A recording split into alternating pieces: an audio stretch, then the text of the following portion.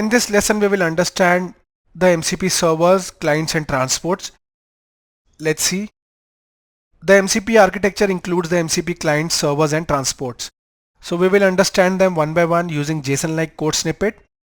The first is MCP clients.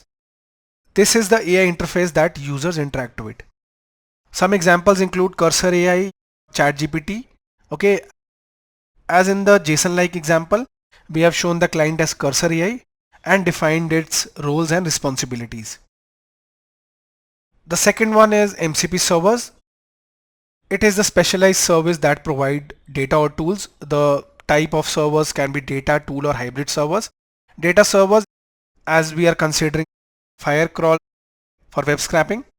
It can also include databases or APIs.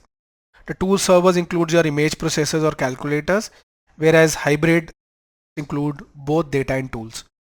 Here is a JSON-like code snippet showing the server we are using as Firecrawl, defining its roles and capabilities. We already told you that we'll be using the web scraping example with Firecrawl and Cursor. The third one is transport, that is the communication channels. It is how client and servers communicate. The transport types includes basically STDIO, HTTP and SSH. So let us understand all three of them one by one. Beginning with STDIO, that is standard input output. It is used commonly for local development. We will also use this in our Firecrawl example. This is basically used for standard input output. In the JSON-like example, we have also shown the command with the environment, that is the API key we'll be adding for Firecrawl. The second one is HTTP, that is WebSockets. Okay, in this we have shown the command which we used before to set the environment. With that we have also set the URL and the headers. Since we'll work on our local system, so we will use localhost.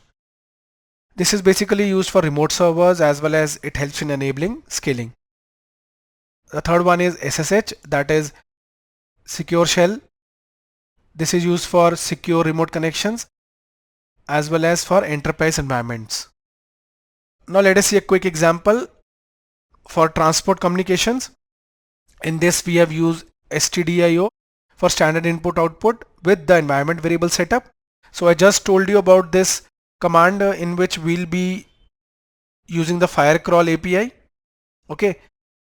So in our last lesson we will see this example.